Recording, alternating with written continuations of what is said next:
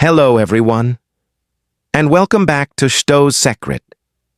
Tonight, S story will take you into the cold heart of nature, where the ground beneath our feet remembers more than we ever should.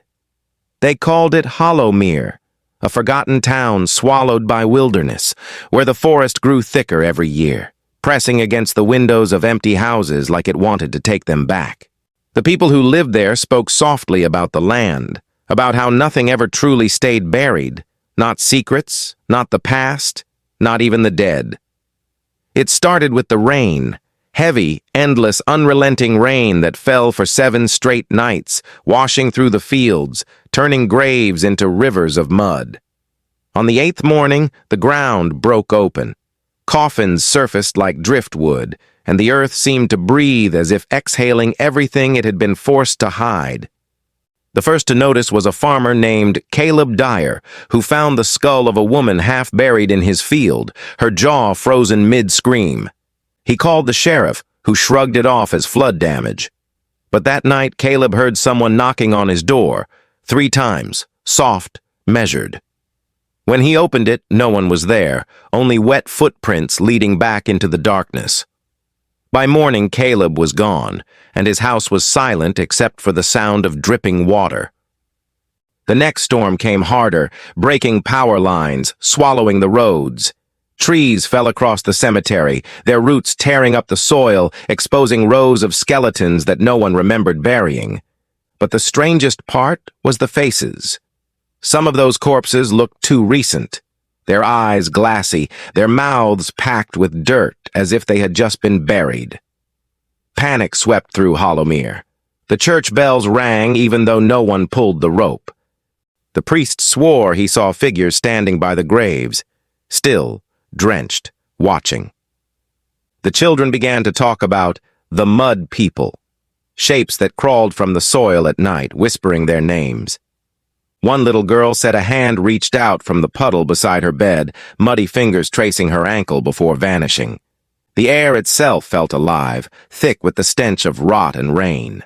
People started digging trenches to drain the water, but wherever they dug, they found bones, not animal bones, but human, hundreds of them, tangled with roots and rusted jewelry.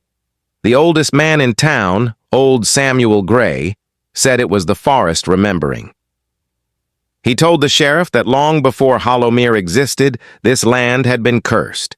The settlers had taken it from the native tribes who buried their dead here in sacred mounds. When the settlers burned the mounds to build their church, the earth had screamed. "You can't burn memory," Samuel said. "It'll burn you back." No one listened, of course. Until the animals began to disappear, birds stopped singing, dogs refused to go outside, even the insects vanished. The forest was silent, except for the breathing. People could hear it, deep beneath their floors at night, a slow, rhythmic inhale, exhale, like the whole town was resting on a sleeping beast. Then the graves began to move. Fresh dirt mounded up from below, as if something was crawling upward. The rain never stopped. The river turned black, carrying shards of bone downstream. The priest tried to hold a mass to bless the ground, but during his sermon, the crucifix fell from the wall, and when he bent to pick it up, his eyes went wide, because the wood beneath his feet was pulsing. He ran out screaming that the ground was alive. That night, the church sank 3 feet into the soil. The next morning, only its steeple remained. Scientists were called from the city to study the phenomenon, but their equipment malfunctioned. Compasses spun uncontrollably, and every photo they took came out blurred, except for one. In that single photograph, taken near the center of the cemetery, dozens of faces appeared in the dirt. Not skeletons, faces. Flesh-colored, half-submerged, eyes open, staring straight into the camera. The scientists left without explanation.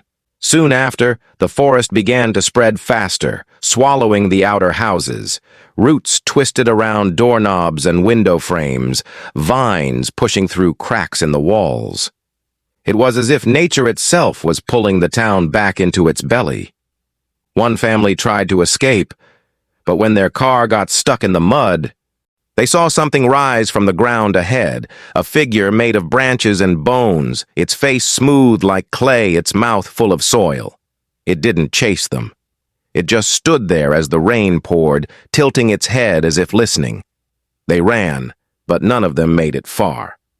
Their car was found days later, doors open, seats filled with water and handprints, too many handprints, pressed against the inside of the glass. By now, Hollowmere was mostly gone. Only a few stayed, those too old or too scared to leave. The sheriff was one of them. In his final report found years later, he wrote that the dead had come home, that the forest was reclaiming its own. He said the ground whispered his name every night, calling him closer to the trees. On his last entry, his handwriting turned shaky. He wrote, "It's not the dead rising. It's the living sinking." Then nothing. His badge was found hanging from a root days later. Decades passed. The town vanished from maps. Travelers who wandered too close said the forest was unnaturally quiet, and the air thick like mist after rain. They said if you pressed your ear to the ground, you could hear voices, muffled cries, whispers of names long forgotten. One explorer found what he thought was an abandoned farmhouse. Inside, the furniture was intact, but everything, walls, floor, ceiling, was coated with a thin layer of soil, as if the house had been buried and dug back up. In the living room, he saw footprints that started in the middle of the floor and led out the door. Prints filled with water, still fresh. He left immediately, but before he did, he turned back once. In the reflection of the muddy window, he saw a figure behind him, pale, motionless, covered in moss, smiling. The locals refuse to go near Hollowmere now. They say the forest hums at night, that it breathes. Some nights, when the wind blows just right, you can hear church bells ringing from beneath the ground. Others claim that when lightning strikes, you can see faces forming in the mud before the rain washes them away. The forest has grown over the roads, over the graves, over everything that once stood human. It is a living tomb, a pulse of memory, and every October, when the storms return, the earth begins to move again. Those who live nearby say the rain tastes like iron, and if you walk into the woods barefoot, you can feel fingers just beneath the surface, brushing against your feet. They say nature doesn't forgive, it only waits, and when it decides, it doesn't whisper, it devours. Hollowmere was never destroyed by fire, plague, or war. It was consumed by the oldest force of all, the land itself. And maybe, just maybe, the reason we bury our dead is not to honor them, but to keep them from remembering where they came from. Because when nature unearths the dead, it doesn't bring them back to life. It brings us closer to death. Thank you for watching Shdows Secrit. Don't forget to like, share, and subscribe for more terrifying stories from the shadows.